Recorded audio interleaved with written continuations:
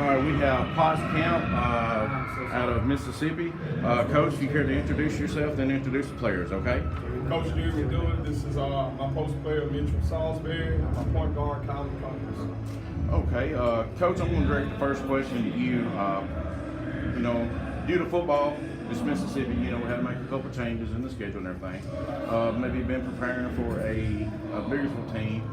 In turn, you get the #1 team in the Daily Journal coverage area, which is Saltillo. What kind of change is that for you as a coach to be able to adjust on the fly like that? We spent most of our practices this week focusing on press break because we knew that Saltillo was a full court man team, whereas Biggersville we thought would play us more zone because of our size. The adjustments that we made, I told them at practice yesterday, in order for us to be great, we got to go through great teams. And I felt like we were capable of being a great team, so we decided yesterday that we're going to do us. We were going to press them, and they were going to press us because that's who we are. There was no need to change who we are to try to accommodate what they do, because if we're trying to be better than what we are right now, we got to show the world that we can do it too. Coach, you kept touching on your Coach Lauderdale touched on your length and your speed a while ago with your press and everything. Do you think that had a big effect in the game? I do. It doesn't hurt for us to have 3 guys on the floor at the same time over 6'2". It doesn't. But we take pride in our speed. All of our guys run track. It's just a part of who we are. When I came to this program, I told them we were going to be up tempo. And I had the people to do so. So all of that played a big role in what we do. And we're getting really good at it. Now, Coach, we all, after the game, we had the breaks of what changes you could have made throughout the game. But right. Sitting here now, what changes you think they could have tweaked that could have made a big difference in the game play out? I honestly felt like I should have used my timeouts a little bit better. But throughout the game, we had a couple times where we turned the ball over 2 or 3 times in a row, and I think that changed momentum. So the most important thing that I think we should have done, we should have slowed the ball down, and we should have maybe to our post play a little bit more. I think we need to do a better job of executing and getting into a big game. You do have a great mix of older guys and younger guys. Now, do you love to play those players together just to give them great experience in an environment like this? Absolutely. You never know who you'll need down the line because the season is 28 games long, 26 after you include the classics. So when it comes to playoff time, the more depth you have, the better off your chances are getting down to Jackson.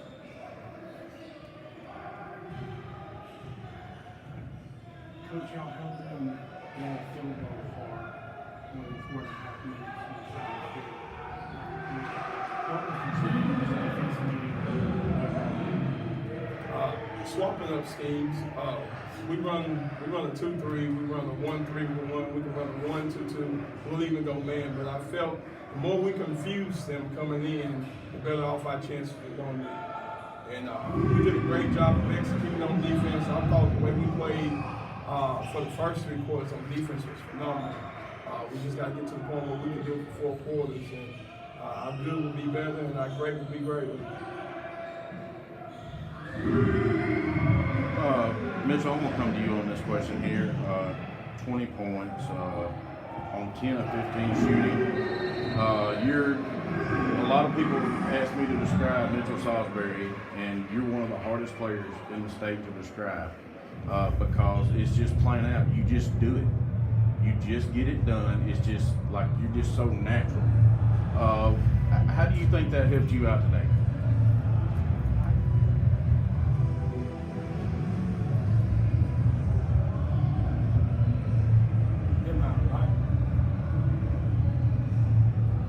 Just being a strong player helped you out, be able to score down low. 10 of 15, that's pretty great. So, Kylan, come to you over here, one of the seniors on the team. What is it like for you as a guard to be able to have the horses to run with, like Walter and Mitchell and Tate? You got some big guys where you get up and down the court with them, and you can show out. What is it like for you to be a senior guard and have that to run with you? It feels great having them on my teams. Every once in a while, I know I can trust them their strengths and stuff, and just get them all and let them ball. And when I get to them, I know they can do whatever they want to do with it. All right, Coach, we're going to finish it off here with you. Final question here. You touched on being able to play, some of the best. To get to where you need to be, you got to play the best. And you have an extremely strong schedule for a 1A team. Stepping out playing 5A schools, you play Holly Springs, Bahia, DeSoto schools, played Olive Branch in the Jamboree this year. And I dare to say there will not be another 1A team or 2A or probably even 3A team in the state step out and play Olive Branch. How do you think that is preparing you for the long run? I think it's teaching us not to be complacent. I realize that our division is actually a lot stronger than most people realize. But at the same time, with the non-conference schedule, I didn't want to schedule anybody that I felt like was on the same level as us. I felt like we needed to reach out to some people who I knew had really good teams. That's why you'll see us play, or you saw us play Olive Branch, we played Saltillo today, we're playing South Haven next weekend, because there is no loss for us in those situations. Being a 1A school, we won't see the Saltillos, Olive Branches, and South Havens, the Hernandos when it comes to division time. It's a big difference in the speed of 1A to 6A. So I want my boys to be able to compete on the league level.